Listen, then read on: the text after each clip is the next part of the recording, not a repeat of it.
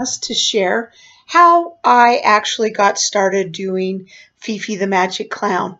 And it is just a really fun story, and I hope you'll enjoy it. I was working at Tel-America. I'd actually gotten a secretary job because my boss needed someone that could type letters and also draw cartoons. What do you know? I knew how to type letters and I love to draw cartoons. So a great job started with Jim Carlson. Now, while I was there, one of my responsibilities was to screen any of the salespeople that came in that wanted to talk with him.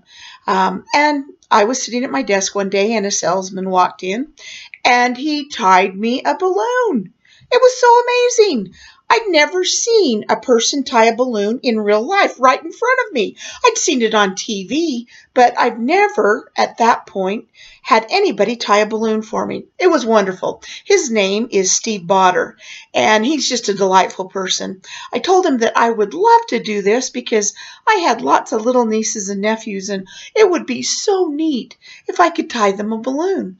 Well, he said, if you want to do it, all you have to do, go over to this store, buy a bag of balloons, you can get a book, and start practicing. It takes a lot of practice.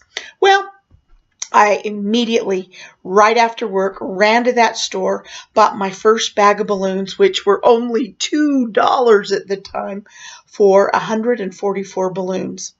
I started practicing. Now, I had a little bit of a problem because I don't know about you, but I was scared to death of those balloons popping. And I'd try to tie it and blink so hard, I'd jab my contacts down in the bottom of my eyes. It was crazy. So I would just be so careful. And it was painstaking in the beginning just because I was so freaked out by the balloons popping. Anyway, I would practice at work. On my lunch hour at Tel-America, I'd quickly eat my lunch, and then for the remainder of the time, I'd be practicing tying balloons, tying balloons.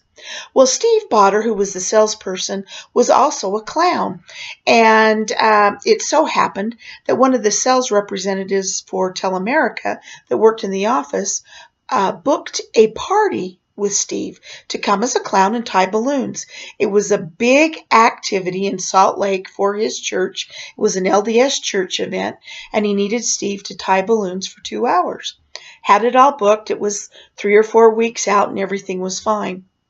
Well, in between, just a few days before the big event, Steve Botter called and told the sales rep, "I've had a death in my family. I'm so sorry. I've got to leave town. I can't be there for Saturday." Well, his name was Tim Snell. He totally freaked out. What am I going to do? Where do you find a clown? Now, this was back in the 80s, and they weren't all over the place. Well, it was like all of a sudden, bingo! It hit in his mind. He'd seen me and heard me tying and popping balloons in the break room. He ran into my office and said, "Gayle, I need you for this Saturday. I need a clown. You know how to tie balloons. It's for 2 hours. It's 10 o'clock till 12. Please, will you come?" He said, "I'll pay you the same thing I was going to pay Steve. It's $25 an hour. We need you for 2 hours. I'm like, a bag of balloons is only $2. How hard is it to slap on some clown makeup, get some goofy clothes, and buy a nose and a wig?" I said, "I'll do it." Plans were made, and I got my clothing together, bought a wig, bought a big red clown nose, and then, because I was so new at it and so terrified, I made a little note. I used my shorthand. Never had to use my shorthand from the day I took it in college, but for this day I used it. I wrote down how to tie 5 different balloons, and I had a giraffe, a dog, a poodle, a sword, and a mouse. And then I wrote in shorthand how many inches to tie the balloon. Now I thought, I'm stinking slow. I got to figure out how I'll look at least professional.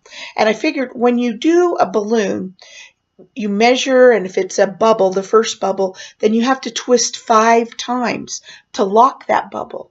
And I thought, I'll measure with my fingers, like, okay, 2 fingers, 3 fingers, whatever. And then I'll really speedily twist those 5 twists.